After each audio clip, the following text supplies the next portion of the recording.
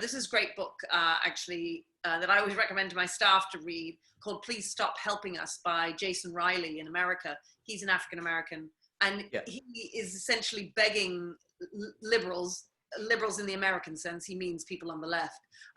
He's begging them to stop doing what they're doing. And, we get it, you want to help, but actually your help is harming us, is what he argues. Well, why is education failing? What the leftists will say is it just doesn't have enough money. We need to just pour more money into it.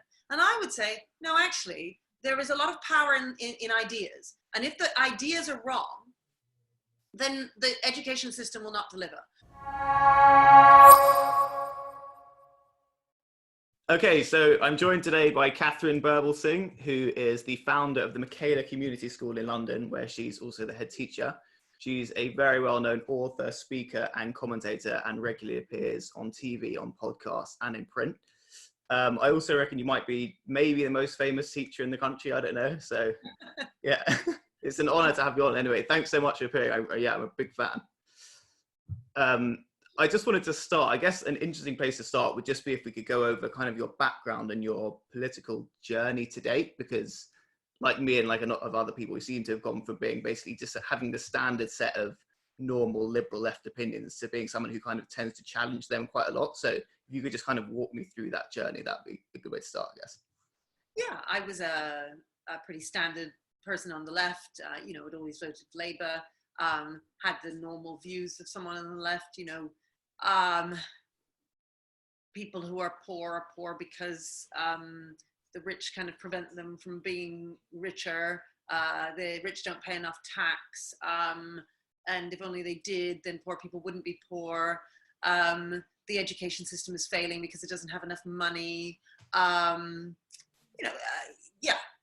was pretty standard lefty, and then I became a teacher, and I thought like all the other teachers. But what happened was I started to see things, and I think, well, wait a minute, actually, maybe that child is underachieving not because he's poor, but because his family aren't very supportive of education. Or maybe it's because his dad isn't around and the family is pretty broken. Or maybe it's because the welfare state keeps encouraging them to, as a family, not to take personal responsibility and not to value the right kinds of things, and encourages people to just put their hands out to the state and expect the state to sort everything out for them. And that while in the short term that might work, in the long term it erodes that sense of personal responsibility and ambition that one needs to do well in life. So I started to notice this is over 20 years, teaching, always in the inner city, always with the poor, essentially. And I just started to question the kind of truths that I assumed were obvious. I'd also believed that, everyone on the right was evil and everyone on the left was good. And I think, that's, it's a very good way of trapping people into a certain way of thinking, because you don't want to be a bad person. And so obviously you want to keep thinking whatever is required to make you good. And the thing is that people on the right and people on the left don't really talk to each other. So I didn't have any conservative-minded friends. I didn't know anybody. And it was only because I started writing this blog called To Miss with Love. So the Sidney Poitier film, you'll remember, To Serve with Love. I mean, there was a book before that, but so I took a similar name of To Miss with Love. And this was in the day there weren't really many blogs, certainly weren't many educational blogs. It's 2005, 2006. And I would write 3 times a week or so little stories about, how little Johnny had his money stolen or whatever it was. And I had various followers. In those days, there was no Twitter. So it was just if anyone happened to come across your blog. But gradually, I built up quite a following. And what I didn't know at the time was that people like Toby Young, who set up a free school and is a journalist, or Boris Johnson, obviously, who's Prime Minister now, or Michael Gove, who then became Education Secretary later, they were all reading my blog, and I didn't know that. And all these various people were reading this blog, and I was anonymous. Nobody knew who I was. And Penguin took notice of it and decided they wanted to make it into a book, which they then did. But before that, well, I say before that, I mean, it was getting published, but before it actually came out, I was asked by Michael Gove to go and speak at the Conservative Party conference in 2010. I wasn't the only one. There were various people. There were 3 other teachers who spoke that day, and there were nurses and doctors who spoke. You know, a variety of public servants who were speaking, and I spoke. But the things that I said were quite controversial, and you know, I suppose on the day I spoke well, and the audience really liked what I was saying, and so they gave me a standing ovation. So what did you say? Well, I just said things like, I thought the system was broken. Yeah. You know, so you're really not allowed to go to the Conservative Party conference and say that the education system is broken. So I did. And then I said the reasons why I thought that children were being given excuses to make. There was no sense of personal responsibility. That I commented about Black children failing, and I said that the reason that they fail is because of what the well-meaning liberal does to the Black child. And what I was meaning by that was that, you know, lots of nice, rich white people want to help. And so they put together policies, and they even might work in various, you know, they might become social workers or teachers and so on. But sadly, their well-meaning efforts actually undermine children, not just Black children, could be white working class children, all kinds of children who need a stricter approach, is what I would say, an approach which has much higher expectations for them. And so, you know, this is a great book, actually, that I always recommend to my staff to read, called Please Stop Helping Us by Jason Riley in America. He's an African-American, and he is essentially begging liberals in the American sense, he means people on the left, he's begging them to stop doing what they're doing. And, you know, we get it, you want to help, but actually your help is harming us, is what he argues. So, yeah, I just made that journey and myself. So in 2010, I voted Conservative, which was a really big deal for me because I had obviously never voted Conservative before. Yeah. And I believe very much in being a floating voter. I don't think that people should just be wedded to one party. In particular, I think that that definitely shouldn't be the case for ethnic minorities, because otherwise ethnic minorities just get ignored. And what I mean by that is, if ethnic minorities always vote on the left, well then why would the left take any notice of who you are, right? Yeah. Who cares what ethnic minorities want? You're always going to vote for us, so we don't care. Right. And the right aren't going to bother with you because you're never going to vote for them. So yeah, it's a complete disaster as a strategy. I think everyone. So I am definitely a floating voter. You know, it is very possible. I mean, who knows which way I'll vote? You know, it depends on who's on offer and what their policies are and so on. No, it's true that I may lean more to the right, but you know, you never know. Yeah. So yeah, I made that change over the years, and then I essentially ended up out of the job. I was told I would never work in the state sector again. So why were you told that? So you gave the speech where yeah, go on. Home, and there were worries. The school had various worries. You know, I'd been in the newspapers.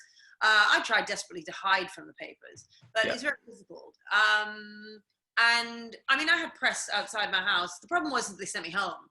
So, you know, then things they just really did spin out of control. And the school was in a difficult position, didn't really know what to do. Anyway, fact is, I resigned in the end. I had to, because it was just impossible to go back. But the key thing is less about that school and more about the fact that I was told I would never work in the state education system again, despite having a very successful career, being very good at what I did and so on. But and you were told that because you criticized some of the standard kind of left-wing orthodoxies in education, basically. Yeah, I mean, that's what I would say. You know, the fact is I had become so controversial that the school would want to employ me. It is still the case, frankly, that I am extremely controversial. And if I didn't have my school to be at, I mean, ground has changed massively in the last 10 years. I wouldn't want to say it hasn't.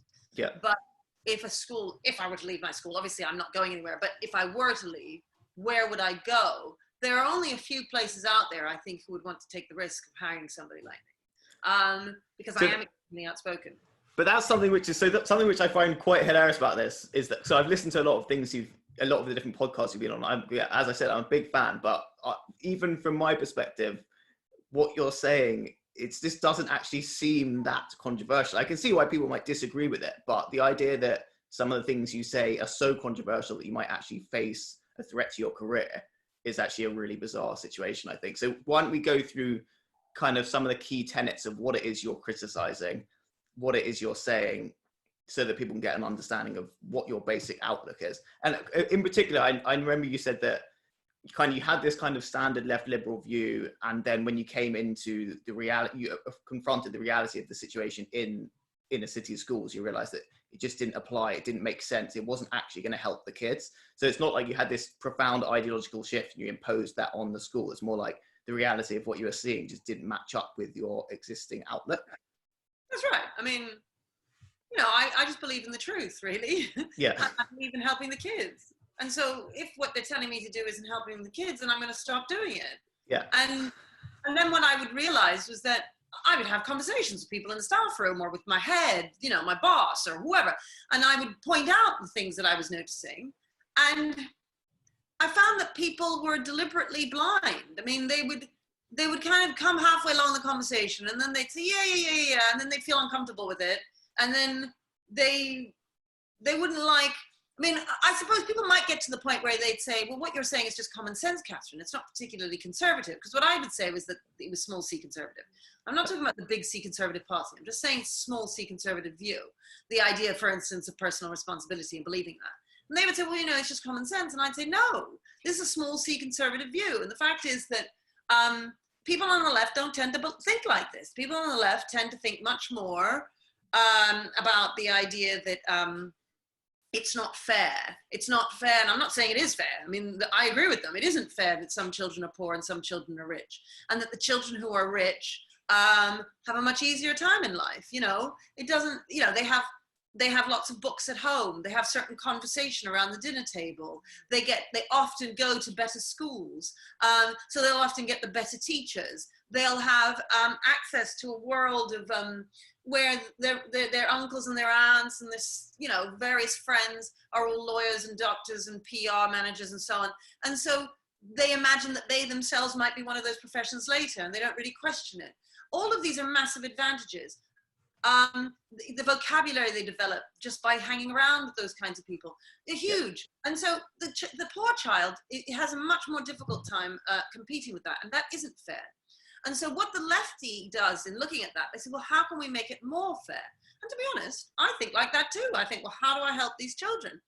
But what the leftist does at that point is decide that the best way of helping a child like that is to give him lots of money, essentially. So we'll give your parents money, and we'll give you free education and free healthcare and free all this stuff. And I'm not saying you shouldn't have free healthcare and free education, but I'm just saying there's more of a left view, right? And then they say, well, there you go. We're giving you lots of money. And if there are any problems, the problem is that we haven't given you enough money. So what we need to do is give you more. So the left and I both believe in free education, fine.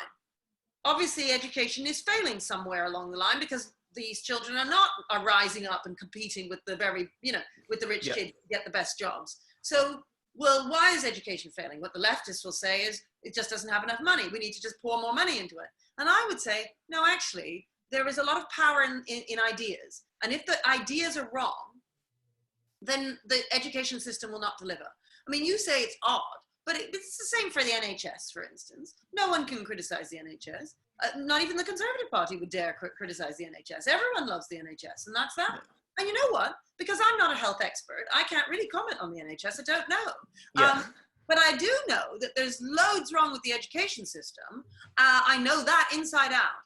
And so I suspect there's probably loads wrong with the NHS as well. But no one can say that, right? So I think you've got quite a similar outlook to me in the sense that I don't know. I don't necessarily disagree with a lot of the arguments about, say, you might need to give someone more money. That might help in some ways, but it obviously doesn't paint the full picture. And the same with the NHS. I might agree with the fact that the NHS exists, but what I find intrinsically quite irritating, or I just can't help but look at it critically in my mind, is when something is beyond discussion. So once you even raise something to the level of questioning it at all, then you're basically cast out as a heretic. I think that's a quite dangerous situation to be in, even if you might agree with the fundamental premise that you're discussing. But so just in education though, so basically there's the financial side of it, in terms of the left will tend to say, okay, we're just not giving these people enough money. But there's also that kind of underlying ideology, which you've been quite outspoken about. So things like, if some kids are having a hard time in school or aren't achieving as well as others, it will be put down to, or the attempt will be to pin the blame on maybe the teacher for being racist, or the institution itself for being prejudiced in some way, and so on, rather than saying, okay, this is actually specifically might not necessarily be the case as relates to this kid, for example, or there might be other factors at play which need to be discussed. So kind of what are some examples of that which you've tried to call out and address?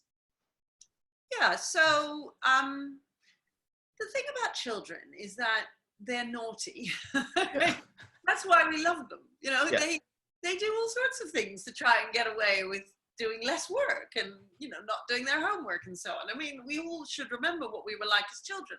Even I was a very good child, but I used to do naughty things too. So if you have, as a child, certain cards you can play, you know, people might call it the race card, for instance, but it's not just about race. It could be a class card. It could be my dad died card. It could be, you know, my mum gets beaten by my dad card. My dad's an alcoholic card. It could be any number of different things like that. So you've got all these cards that you can play. And when I say play them, what I mean is you get sent out of the class to the deputy, and the deputy then says, right, should I punish this child or not? Now, you know, if you give a child the detention, child quickly learns his lesson and stops doing whatever the nonsense was that got him there in the first place. But if the deputy says, oh, but his father died, or oh, he's black, or oh, he's working class, I'm not going to punish him, then the child never learns how to behave. Now, obviously, it's not just detentions that teach a child. You also want to inspire them with assemblies and with a form tutor who loves them and so on. There are all sorts of things you need to do to get a child to do the right kinds of things. So, but if you don't have the punishment element in there, the child quickly learns, oh, well, I can do what I like. For some reason, you know, clever Johnny, whose mum and dad are still together, who's middle class and white, he always gets into trouble when he doesn't do his work. He always gets detentions, but somehow I'm getting away with it. Don't know why, but I'm pretty lucky. So I'm not going to do my homework. It means that Johnny does do his homework and Johnny does obey the rules. And then when Johnny becomes prime minister, everybody says, my God, the world is racist or the world is classist. When actually, it was that we didn't have the same standards for the other boy as we do for Johnny. And now that might seem really simple when I'm telling you. You might think, well, obviously, you know, why don't people just hold the same standards? Because it feels mean, right? Yeah. So one wants to be, and I would say this is a feeling that's very much on the left, one wants to be as compassionate as possible. I'll often hear people on the left saying things like, well, I don't know what it's like to be poor. I don't know what it's like to be black. I don't know what it's like to have my dad die. And so it's hard for that child. And I don't want to be a mean person. I want to be nice. I want to be good. Remember that business, if you want to be a good person, you're on the left. And so you make these decisions thinking you're helping the child. In that moment, you let certain behaviors go. What they don't know is that they are instilling a habit in the child of behaving in a certain fashion. And then that means that when they go for that interview, when they're 17, 18, or whatever it is, for the job or for the university spot, that child has not been able to put into his goodie bag that he should have had from school. You get a whole goodie bag. You know, you learn about the Romans, and you learn how to sit up straight, and you learn how to turn up on time. There's a whole bunch of things that you have in that goodie bag. But this child doesn't have as many goodies in his goodie bag. He doesn't know how to sit straight. He doesn't know how to turn up on time. He doesn't know to do his homework. He doesn't know how to shake somebody's hand. And so when he's at interview, all of these deficits that he now has, because his goodie bag isn't as full as Johnny's, come through. And then he doesn't get the job, or he doesn't get the place at university. We've got a new book out. I say we as the school. Various teachers at the school have contributed to it. It's called The Power of Culture. And it's coming out at the end of the month. And I would suggest, anyone, not just teachers, everyone should read it, because it's about all of these values that we teach the children, things like personal responsibility, obligation, duty to your community, duty to your family. It's about patriotism and belief in your country, believing that you belong to something, that you owe something to your country and to your community. All of this it forms part of what we talk about with our children. And that's because school should be about so much more than just academic achievement. It should be about socializing children to be happy individuals. We teach children gratitude, for instance, at Michaela. It's a big part of what it is to be a happy person. So, all of this. So when I said the system is broken in 2010, I was referring, I suppose, to the lack of all of this stuff that we have been able to establish at Michaela.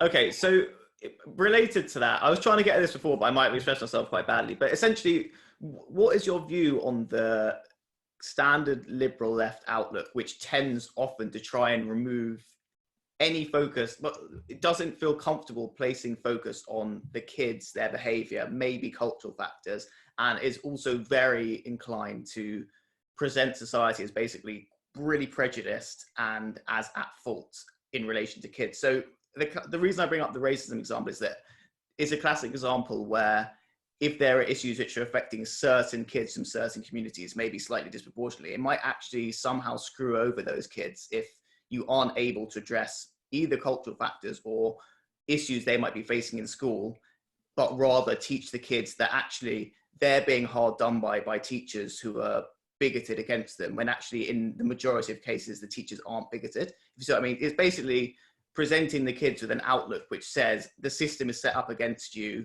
so you might fail anyway, so you may as well just be oppositional. You should kind of take up against the system rather than working within it to achieve. Is that something which you've noticed in education and have tried to kind of take a stand against, or do you think that there's some validity to that and that there is prejudice and that is holding kids back and so on? What's your kind of position on that issue? Prejudice in the classroom? No, I don't think there's any prejudice in the classroom. Okay. I've certainly never seen it. Teachers tend to be these kind of woolly types. They're not people who want to join the army or anything. They're just they're these like woolly types who love kids, and they just want to be nice to them and so on. I mean, one of the big problems as a manager in education is that you're trying to get your teachers to have much harder backbones, to hold the line and to follow through with the punishment. They don't want to follow through with the punishment. Naturally, they all want to just let the kids go. Of course they do. I mean, this idea that the public might have of these teachers who want to get my kid. I mean, I've never met any of these people they're talking about. Teachers are all, as I say, I'm the one saying to them, hold the line, hold the line.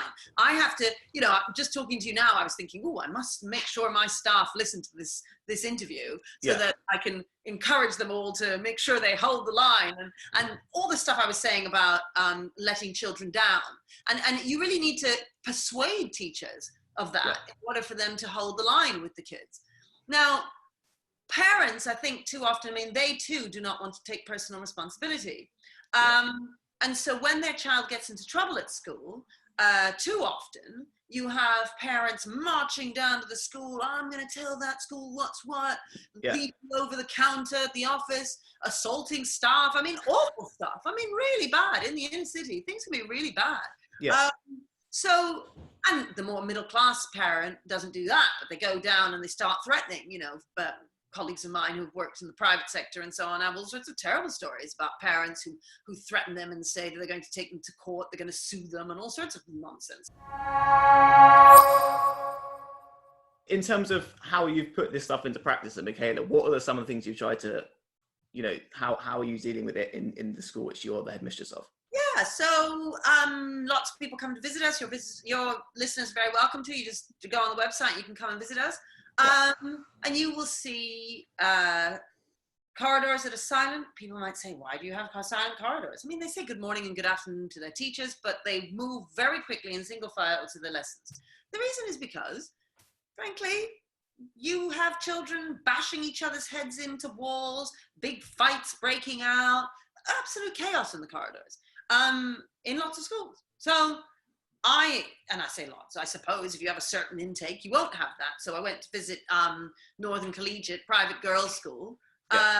The girls are skipping along as they go to their lessons. I mean, they don't need silent corridors, but they have a very selective intake. Yeah. If you don't have a selective intake, then yes, I think you need silent corridors.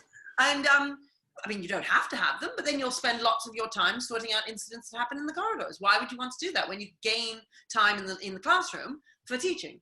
Other things, our teachers stand at the front of the class and teach, and the desks are in rows and they look to the teacher.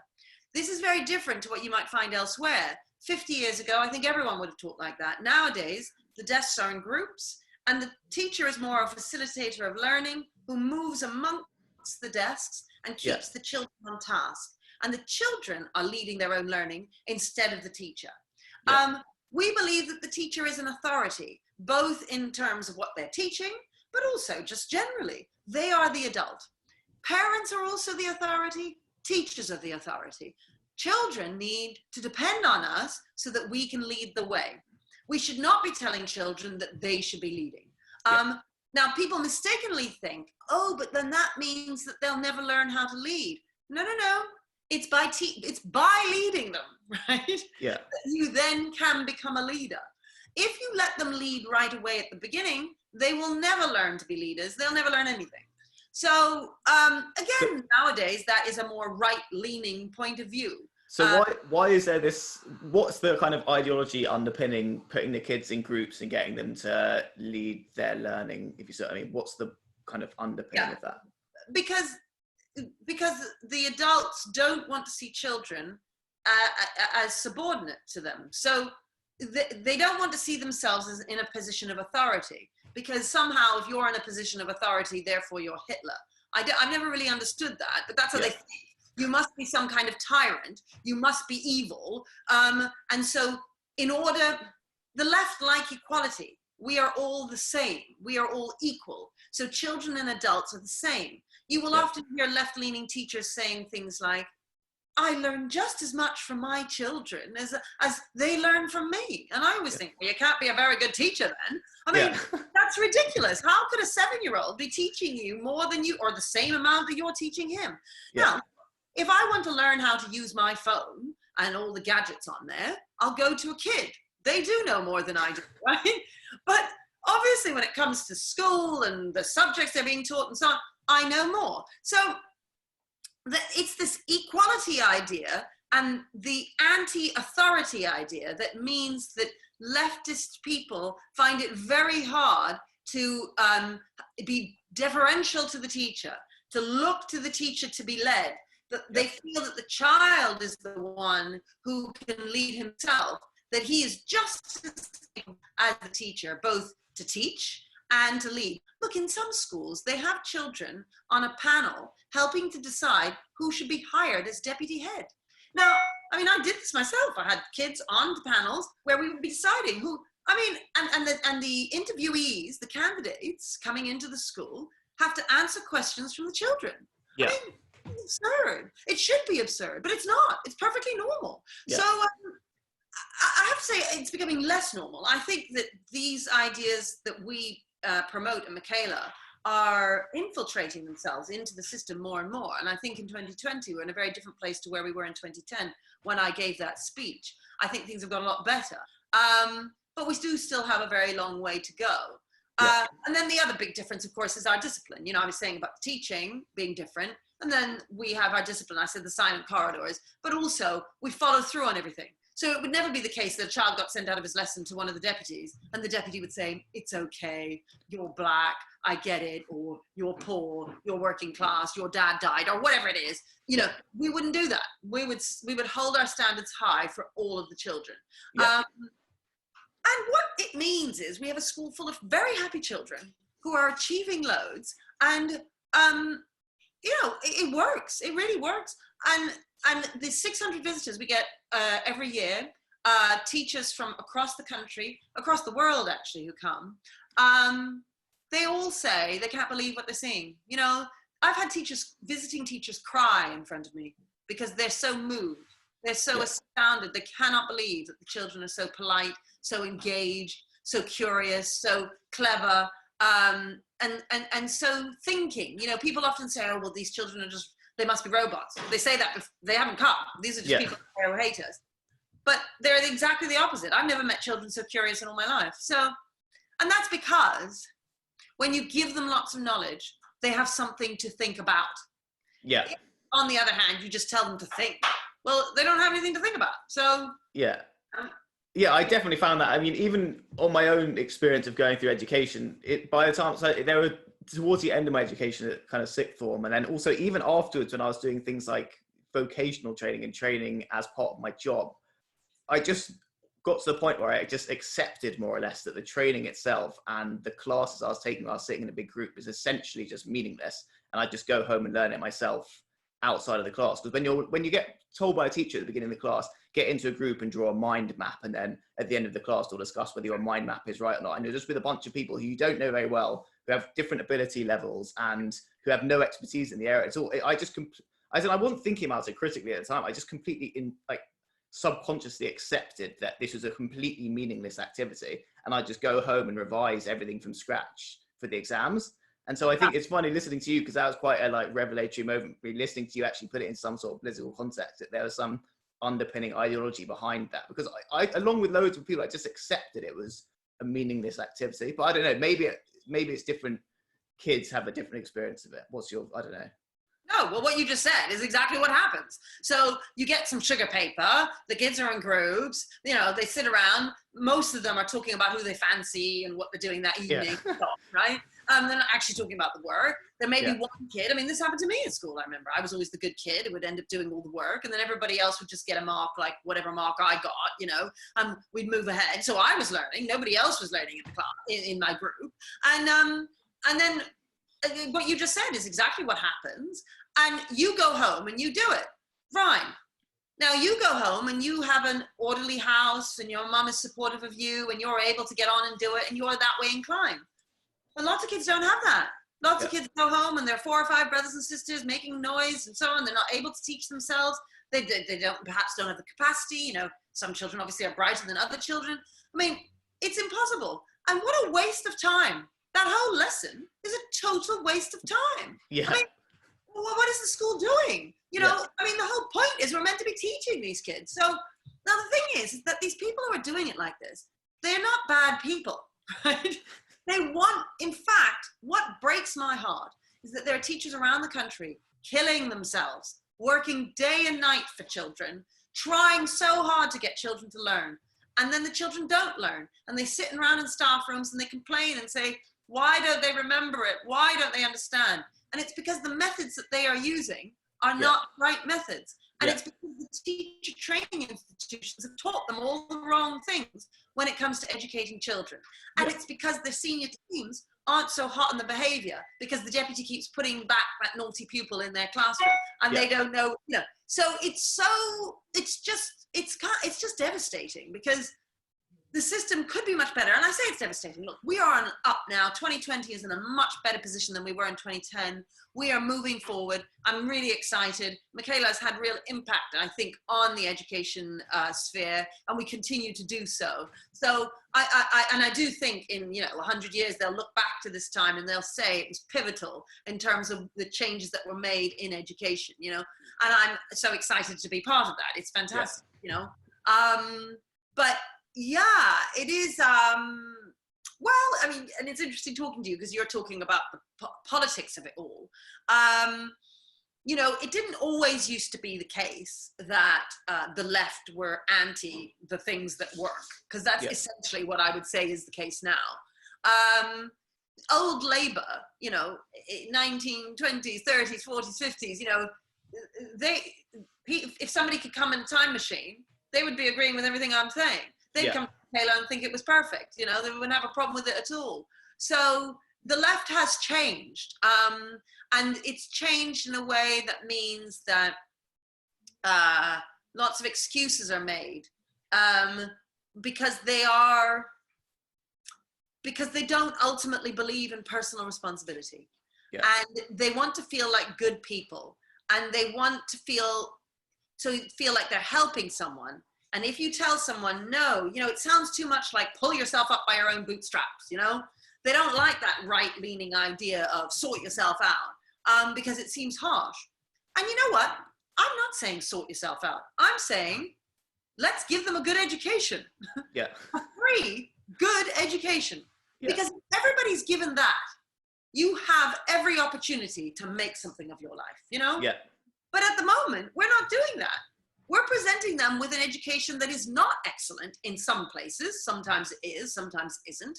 And for those kids in schools which are not excellent, well, what happens to them? You know, it's not fair. I'm the one that comes back to the very leftist idea of it's not fair, because it isn't. And it makes me really angry. And it makes me very sad, because 90 billion is spent every year on education. You know, we teachers across the country are killing themselves for these kids. And because of the ideology that is broken inside of the system, that's why it doesn't work as well as it could. Yeah. So, all right, there are so many more things I want to ask you about, so that we don't go way over time. I also just want to quickly focus on some things you said. So you say, for example, I might be slightly paraphrasing, but you've basically said that you think the left is in some ways racist. Now, I know that, I mean, you might be making a kind of like exaggerated point, but what's the essence of what you're trying to say when you say that? So when you look at the black boy and you think, oh, poor you, life is going to be so much more difficult for you because you're black, and it's more difficult for you right now. And you know what? It may be. I mean, I'm not even saying it's not. You know, I don't know. Maybe you get stopped on the street by the police or whatever it is. I don't know. You know, I mean, fine. And because the white teacher feels so guilty about the child being black, they then let them off, as I was saying, on various things because they're black. I think that's racist. Yeah. You're treating him differently because he's black. I mean, that's essentially it. Racism is to treat people differently because of the color of their skin. That what you see when you see the child, first you see their color, as opposed to, actually, you're a naughty kid. And I'm going to punish you just like I'm going to punish him. Because you're naughty, and I don't really care what color you are. Yeah, like wasn't there something about, because there was quite a big controversy. You often read articles and say The Guardian and stuff which criticize schools for disproportionately excluding kids from certain backgrounds, which that always strikes me as just, I'm not sure that you can possibly have the best interests of those kids at heart if all you care about is blaming the school for basically trying to keep the school working and making sure that badly behaved kids get punished and then hopefully manage to come back into the school. Like the whole ideology behind that is racist. Right there, there is an example of racism. That is racist. Because what you're saying is, it couldn't possibly be that those black kids misbehaved. It has to be the case that the school just hates black kids. Well, maybe they just had high standards for those black kids and those kids misbehaved. I mean, you know, they can't see that. They think that simply having more black kids in detentions means the school is racist. But absurd. Why would you have equal numbers all the time of every race, and equal numbers of gender, and equal numbers of, I mean, do you go around measuring, well, there's how many tall kids are there in here, and how many short kids are there in detention? Oh, there are more short kids. Well, you must hate short kids. I mean, they don't do that. Like, it's the obsession and constant focus on race that is racist. I studied sociology of education at university, and I was reading it from an unbelievably left-wing, really critical standpoint, and just literally by looking at the statistics came out of it really, really suspicious of this stuff, because I would just learn over and over again, oh yeah, obviously the default assumption is schools are really racist, now we need to figure out the ways in which they're racist. And then you'd look at the results in the schools and it'd be like, at GCSE, like African black kids and Caribbean black kids would have some form of difference in terms of educational outcomes. Indian kids and Pakistani kids would have differences in where they come in achievement. Jewish kids, Asian kids, white working class kids would generally do really badly. So it was a really complicated picture. And basically it would just be put down all the time to, oh yeah, even if some groups are actually doing better than the white kids, there's still just obviously racism. And it's this really, really unnuanced view. So obviously there might be individual instances of racism and so on, but you definitely can't paint a full picture of what's actually going on. And it struck me as really, really backwards that there'd just be this insistence on focusing on that as the key explanation. I don't know what your view is. Also, the other thing that I would say, I mean, I've always worked in majority ethnic schools, and actually lots of black kids go to school with loads of other black kids. So I always find it weird, this accusation of racism, when most of the school is black. I mean, I always say, well, what? I don't understand. So we're racist against your child because he's black, but not against the 250 other black boys who are in the school. I mean, it makes no sense. You know, it's an indulgence of victimhood, that mentality of, oh, it must be because I'm a victim. It must be because, you know, Ali G, it's because I was black, or what, you know. But it could be class as well. It's the same issue. The white working class school, you know, the same thing. White working class children can't achieve. We must think differently about them. We can't expect as much of them, and so on. The same issues are going on there. It really isn't just a race thing. Yeah, I mean, it is just about indulging victimhood, and one must always fight against that. I'm not saying that there isn't a problem with racism in the world. I'm not saying there isn't a problem for class and so on. But if you constantly talk about that, then the child gives up and thinks there's no point in trying. And as I say, the big thing, oh, my phone, hang on. I'm not saying racism and classism and so on don't exist. I'm saying it's not particularly helpful to constantly go on about them. And you don't want to victimize somebody, because, in particular a child, because they will grab hold of that and use it as their excuse for why it is they failed. All children do this. Whatever color they are, however old they are, it doesn't matter. All children do that. You need to give them as few cards as possible to play. And it's something that parents don't necessarily realize and teachers don't realize. And so they constantly indulge children in that way. And unfortunately, the child then gives up. Yeah. So in terms of the politicization of the curriculum, is that something which you've noticed is happening? And also just the kind of general cultural and political outlook in the educational sector? Because something which I've noticed in terms of the commentary on it and so on is that it does seem to me to be the case, and from people I've spoken to who are teachers and who work in it, that it's quite difficult to come out and have a heterodox opinion on anything, really, if you work in that field. Yeah. But I don't know, what's your view on that? Definitely. It's very hard. I mean, I know from talking to other teachers, very few of them who are conservatives in other schools and so on, it's very hard. They can't talk, they can't give their opinions. It's because you're considered to be a bad person if you're conservative. So it's not really, oh, let's just have a chat. Oh, isn't it interesting how you see life in this way? I think that this is important. Let's talk. You just can't, because you're bad and you're evil. I remember actually myself, when I was a lefty teacher, I was told that one of the teachers at school, that she was a conservative and that she read the Daily Mail. And and I just remember thinking, but how could she be a conservative? Why would she do that? Why would she be so evil? I mean, I couldn't understand it. And I mean, I was always perfectly nice to her, but I always looked at her a bit, and I never spoke to her about the fact that I had been told this. You know, it was the kind of others, you know, people would talk about her and say, she's a conservative. And I mean, when I think of it now, I just feel a real sense of shame for having thought that. Yeah. It's awful, really. But surely you want to be teaching. You want to be teaching kids to be open-minded about ideas. I mean, if you grew up in a situation where everyone, maybe, I don't know if this was ever the case, but maybe in the 40s or the 30s or something, everyone would have been just unbelievably uncritically right-wing, let's say. And I think in that situation, I'd have had the exact same problem, which is I'd have been saying, you should be allowed to have any view really you want within reason without being somehow outcast, especially if this is in a profession which is meant to be teaching people not what to think, but how to think, really. Well, that's the thing. That's what's so funny. So the progressives, as we would call them, so I'm a traditionalist, the progressives are all about critical thinking, are all about thinking outside the box. And the irony is, they all think in exactly the same way and cannot think outside the box. You know, and anyone who does, i.e. someone like me, we get pilloried because you are not allowed to think differently.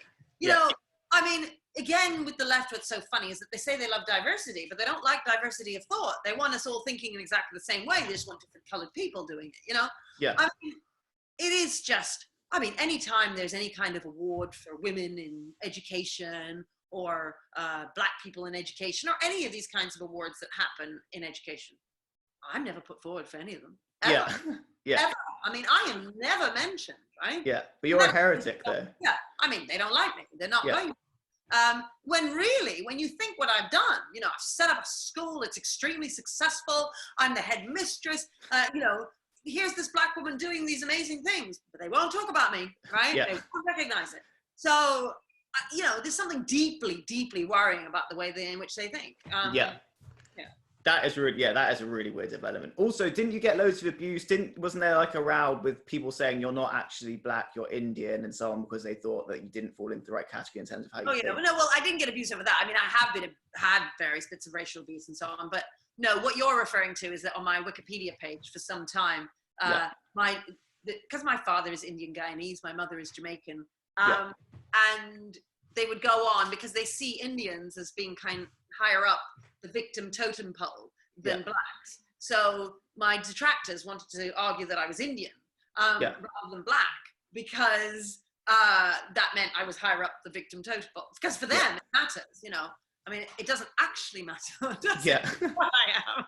But to them, it matters because they are racist. That's their perfect example. Because they can only view me through that prism of race. They can't see me as just being me. You know, here's Katharine and what she achieved. They can't see that. All they can see is what I am via race. And so for them, it is extremely important that I not be black, because that in their minds then makes me more likable in a way. I mean, it's so patronizing as well, though. I know. I mean, I have been asked to be on boards, various boards, places where they say to me, well, they want me to come on board because I tick the diversity box. And they'd like me to join for that. And I always say, well, if you don't think I'm worthy for me, then I don't want it. Thanks very much, but thanks, no thanks. And they don't see this racist, obviously, because all they can see when they look at me is my color. That's all they can see. And it is extremely annoying and irritating, which is why I would say racism is most definitely not dead. I come across it constantly. But what are you going to do about it? You know, like, who cares? What do you do? You know, I'm also really tall, so I can reach the top shelves in Sainsbury's. I feel sorry for short people. You know, like, what are you going to do about it? The short person just needs to grab a chair and get up there, and I need to just get on with life. I mean, that's what life throws, all sorts of things at you, and you just need to cope, you know? Fine, so let's move on to something basically unrelated, which is the corona situation. So, because you've been in the news recently because of what you've said about that. So what should the government, I mean, I don't know if you have a strong opinion on this, but I don't know how to think about it. So what do you think the government should do with regards to schools and reopening them? I think they're taking a sensible approach so far. You know, they're doing a phased reopening. They're starting with the primaries. I suspect because the secondary kids are going to pack the buses, you know, that's a big problem for them. I mean, I don't really know. I mean, I'm not a virologist, I'm not an economist, so it's hard to say, but I do sort of think, obviously, we need to get back to work, because not just teachers, everybody, because the country can't stay like this forever. We'll go bankrupt. I mean, I'd really worry about our families who are cleaners, who are people who depend on salaries, money coming in every week. What are they going to do, you know? So, you know, it's very easy for teachers to say, oh, well, you know, we should just stay closed forever because we all have our salaries. I mean, I do understand teachers being worried and so on. I get that. But at the end of the day, I feel that we need to do what our country is asking us to do. I mean, if all the doctors and nurses had said, oh, I'm really worried, and not gone into work, well, then what would have happened? I mean, we all have to do what we have to do, you know, to make the country work. So I'm for doing whatever the government tells me to do, really. Okay, actually, that's quite a refreshing response. I kind of find it weird how people have suddenly just become experts on this corona situation just out of the blue, because I've never heard of anything like it. Suddenly, it's basically just as polarized as everything was before it, but it's got like nothing to do with anything which came before it. I find that really strange. I guess what we should, like, as a final question, you've got a new book coming out with Michaela, which you edited. So do you want to give a kind of summary of what that book's about and what its basic arguments are? Yeah, so it's called The Power of Culture. And it's all the stuff that I've just been talking about today. These are values that they used to be normal 50 years ago. Personal responsibility, duty, obligation to the community, kindness and gratitude, all of the things that we teach the children, not indulging children in victimhood, holding the line on discipline, teaching from the front, being an authority in the classroom, all of that stuff we talk about in abundance in the book. And these are cultural aspects, values that I think other schools are missing too much. And so when you come to the school and you find the children behaving and being engaged and being curious and so on, you think, well, how come they're like that? It's because of the values that we're teaching them. And the book explains that a bit more. And I hope that not just teachers, parents as well might read the book and realize the kind of stuff that you need to push with children in order to make them happy and successful people. Okay, great. Actually, one final point before I forget, which I wanted to ask you over a bunch of interviews I listened to you speaking about this stuff on, is how do you draw the line though between being really, like, obviously between like holding the line on authority and being clear that the authority lies with the teacher rather than the kids, and just making people unthinkingly obey authority, because I was always I wasn't like badly behaved, but I always just instinctively questioned what I was being told to do. And for example, I learned to play music, and I'm all right at playing music, like I learned it quite well, but there are other kids who learn pretty much just by rote, by learning exactly what they were told to do, whereas I kind of learned just by mucking around on the piano. And I still think that that was a really beneficial thing. I think if I'd only learned by doing exactly what I was told to do, I wouldn't have been able to learn to play as easily or in the way that I can now. So what's your view on that? As in, do you think that there is some merit to allowing kids just to explore things themselves and have some role in how they're learning, or is it just something you think is completely irrelevant? I think that when you're young and starting out with something, I mean, in fact, it could be now, like if you want to learn Italian, and you just start messing about with it yourself, you won't learn very much. Now, I know you'll say about the piano, but had you been taught properly from a young age, you'd be a concert pianist now. I mean, I might be terrible at it if you heard me playing anyway, so. You know, I mean, I'm sure you're perfectly all right at it, but had you been taught properly, you'd be far better at it than you are now. Now, it's not impossible. You're also very bright, clearly. I can tell by your questions. In fact, I'm really impressed by your questions. You know, and so a really bright person can manage something, but I'm telling you, had you been taught properly, you would be a concert pianist. Now, that doesn't, you don't eventually get to a point where you can teach yourself. So with Italian, for instance, at first you need to be led by a teacher. At some point in your learning of that Italian, you can then lead yourself because your knowledge of the Italian is sufficient to be able to lead that. But that might not be the case with your maths because you're not very good at maths, so you then need a teacher. It depends on the particular subject and where you are at in your learning. So certainly by the time you get to university to study something, you are going to be leading much more of your own learning at that point. But when you're at the beginning of your learning for whichever topic or subject it is, you need somebody who's an expert to lead you because you aren't an expert. That is what I'd say about that. That definitely makes sense to me. Now, that doesn't mean you said learning by rote. I mean, I don't think your friends did learn by rote. Learning something by rote is 2 plus 2 is 4. 4 plus 4 is 8. 8 plus 8 is 16.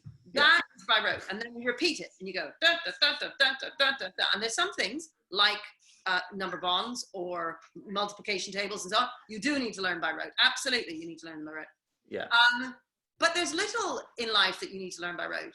Most of it, when you're learning the piano, you're practicing certain things, and then you're taking something a little bit more complex and practicing that again, and you're doing your scales to get the basics, and you're building up from that. So scales on the piano are similar to the grammar and the spelling and punctuation that you learn when learning English. And when you learn the alphabet, all those basics of alphabet, punctuation, grammar, then eventually you can write sentences, you can write paragraphs, you can write a whole novel. The authors who write novels could not have done that had they not started with the basics. Similarly with the piano, you learn those scales because your fingers are learning the movements, and you're learning the notes, and you're learning those basic things that then enable you to build up from that. And that's what teaching is that you're building bit by bit blocks as you go. If on the other hand you just let the child explore, well, I mean, they'll figure out how to do some things. They're just not going to learn anywhere near as much as they could had they been taught. That is all right. That's a great note to end it on. So thanks so much for appearing on the show, and definitely you're welcome back whenever you want. Well, thank you, Max. Thanks very much for having me.